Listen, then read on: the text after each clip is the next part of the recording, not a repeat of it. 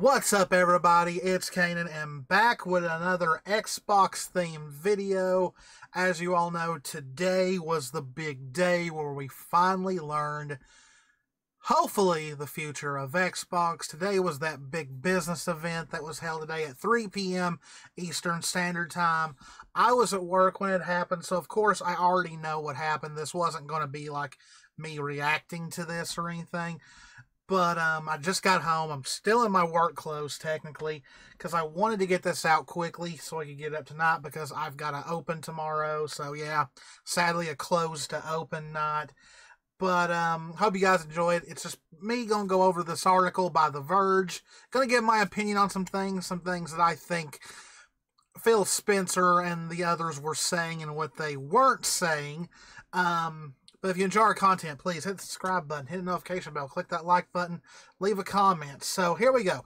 Microsoft, 4 Xbox exclusive games are coming to PlayStation 5 and Nintendo Switch.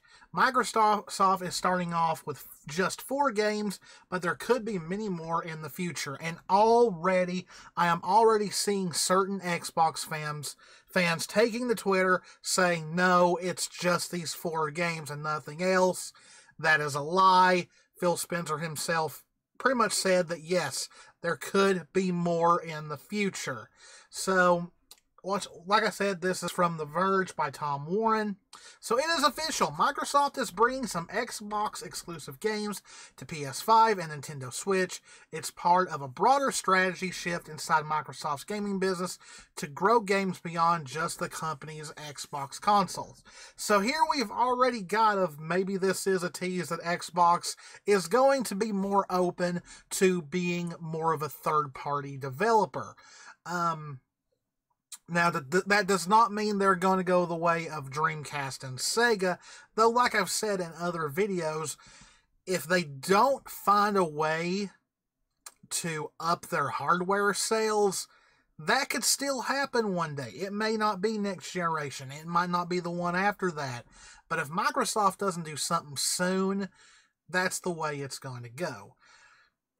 We've made the decision that we're going to take 4 games to other consoles, reveals Microsoft Gaming CEO Phil Spencer. Bizarrely, Microsoft is refusing to name the 4 titles, but the company says that 2 are community-driven games and the other 2 are smaller titles. Sources familiar with Microsoft's plans tell that the first 2 titles will be Hi-Fi Rush and Pentiment, followed by Sea of Thieves and Grounded. These are the initial 4 games that started this whole thing. So it looks like, if the sources are to be believed, it is these original 4 games. Hi-Fi Rush, which got a lot of praise and definitely seems like a title that would fit on the Nintendo Switch out of the 2. And then you have Pentiment and Grounded, which I don't know a lot about. But then Sea of Thieves. Sea of Thieves has been out for the Xbox One, and I could really see it coming to both PS4 and PS5. Because, you know, it's not like the game was made for Xbox Series X and PS5. It was made last gen. Sadly, I could see you having to have PlayStation Plus to play it, but this works because it's a live service game, which means they're going to grow its community. And from what I've heard, its community has kind of died down a little bit. But, you know, I've watched a lot of people play this on Let's Plays and all that, and it looks really fun. You know, not really just doing quests, but just goofing off with your friends. This will especially benefit them with Skull and Bones looking like it's not going to be the pirate game everybody want it to be. And so, hey, they're kind of like, hey, let's capitalize on this. Let's put Sea of Thieves on other consoles and let's grow the audience for people who are starving for a good pirate game. Now, Spencer would go on to say, I do have a fundamental belief that over the next 5 or 10 years, exclusive games that are exclusive to one piece of hardware, are going to be a smaller and smaller part of the game industry. Now that I'm not sure of. Exclusives technically have been a thing for decades now. Way before even the Xbox launched, you had games that only came out on Nintendo. You had games that only came out on Sega. I guarantee you, Nintendo will never put a Mario game, a Zelda game, or anything like that on anything but a Nintendo console. They've already said that they do not see a future where they don't put out a console. So Phil is technically already kind of BSing at that moment, and I'm not saying Phil Spencer is a bad guy, but he does have a habit of making empty promises. That's one reason why I don't see why a lot of Xbox fans take everything he says at face value when he's still an executive in an executive position. He's kind of given empty promises in the world, so I don't know why people believe him right off the bat. Now, as far as Sony games being on other consoles like God of War and Last of Us and stuff like that, I don't know. Sony is technically not in the same situation as Xbox is. Yes, Microsoft has a ton of money, way more money than Sony, but still, their Xbox division, they just seem to not be able to come out with a game like the 360 era where it pushes sales.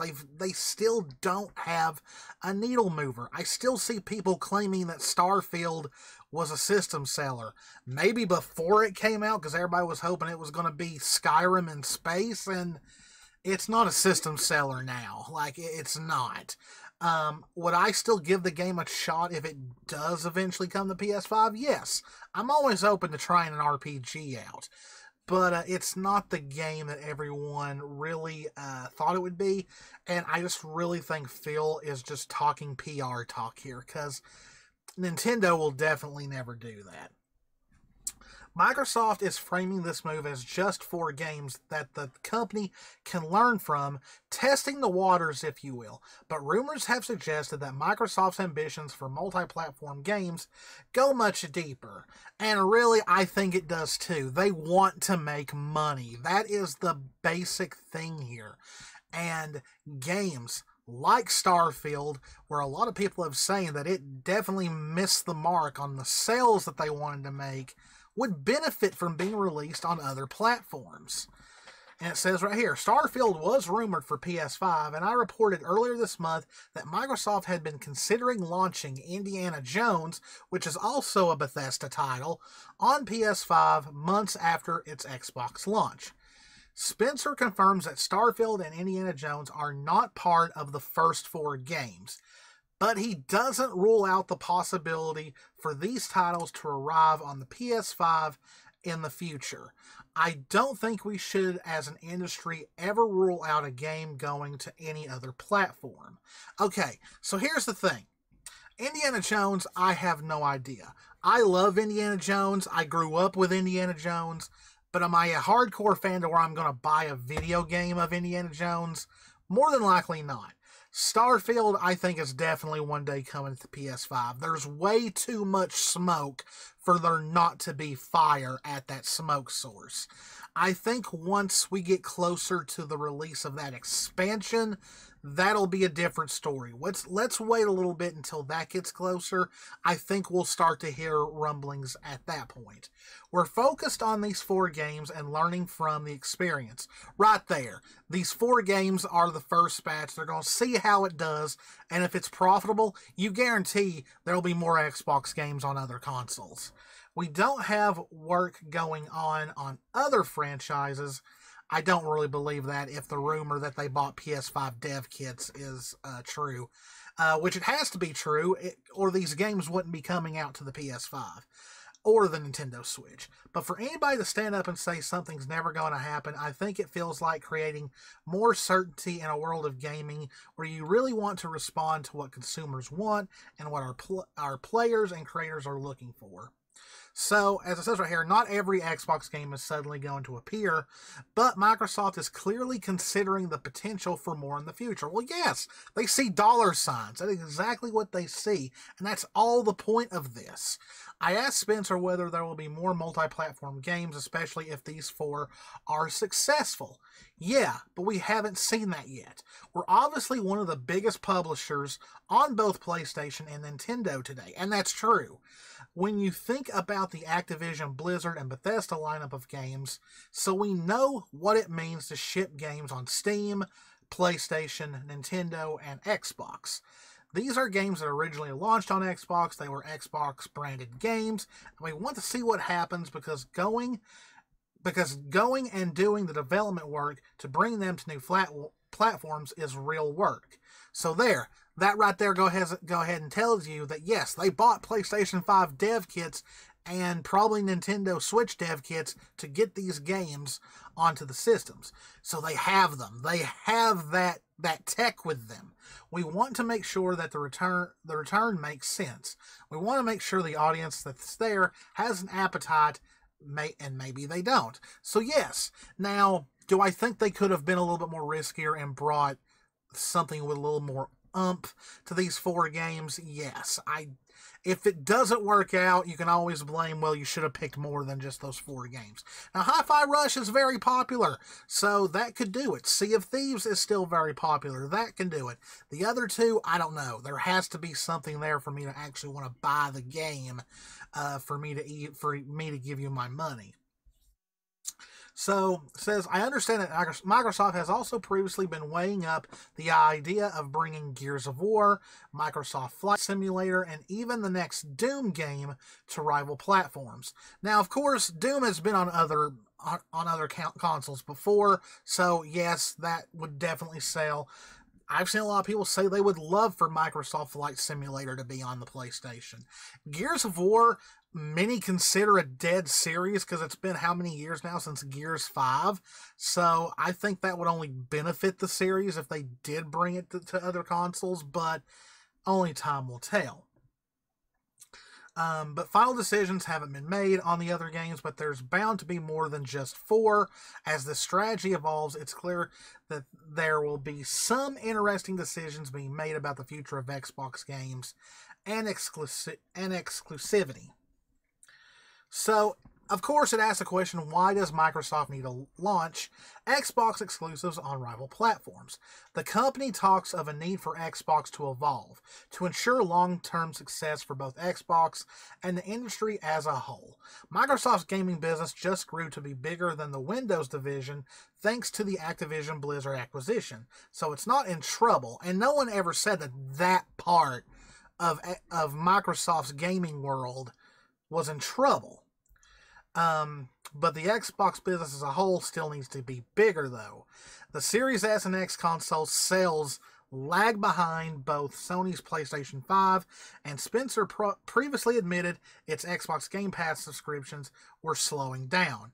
Content revenue then could be a good source of growth. And that's what people's been saying this whole entire time. The Xbox Game Pass is alright, but it's not growing. They did reveal today that I believe it's went up to like 30-something million, which is great, but that's the first time they've showed us, I believe, in like 2 or 3 years where the subscription number's at, and apparently Microsoft is still not happy with that. They want more.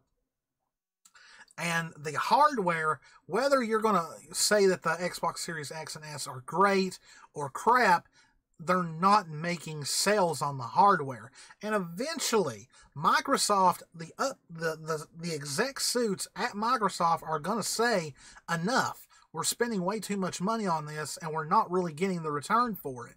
So, is it still possible for one day for Microsoft just to be a third-party developer and not make any consoles? Yes. That is still very much could be a thing one day, but is it in the near future? Probably not. Now, of course, they go on to talk about the Xbox Everywhere thing, which is what they're referring to this whole thing internally. We're making these decisions for some specific reasons. We make every decision with the long-term health of Xbox in mind, which means a growing platform, our games performing, which is the biggest thing Xbox still hasn't been able to do since the 360 area, is making their games perform. They even go on to talk about how the next Xbox is going to be a huge leap in tech That's all well and good, but you said that for the Series X as well, and look where we are right now. I don't care how great the Xbox tech is, if you're not putting out the games that'll sell that hardware, plus if you're not putting games that are only on that console, you're never going to catch up. The biggest reason why the 360 and the PS3 was really the closest we've ever been to there really being a console war is because, for one, the PS3's price was ridiculous at first, but the Xbox 360 had the games, and the PS3 did too, but the PS3 just stumbled so much at the beginning that it took time for them to come back.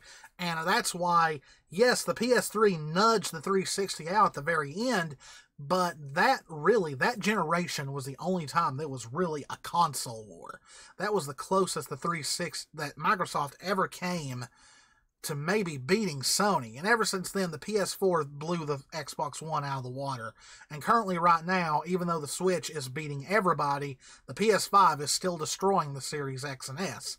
And that's because, for one, every game that comes out for the Xbox, you can also play on the PC. There is no such thing, really, as an Xbox console exclusive.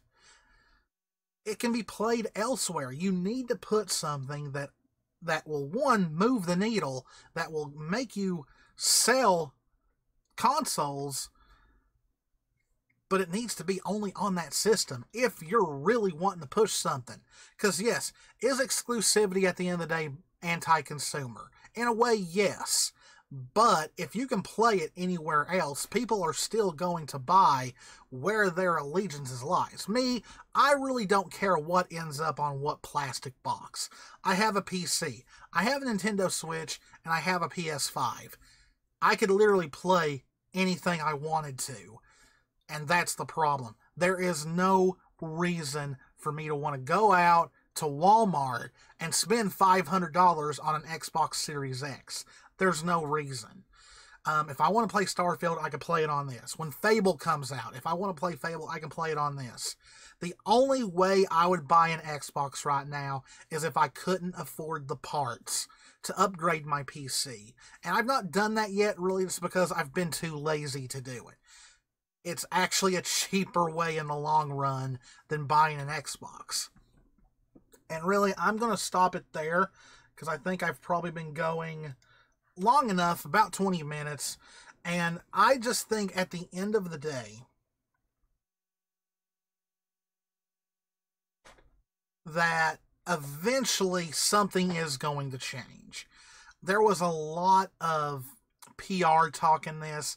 Never take what executives tell you at face value.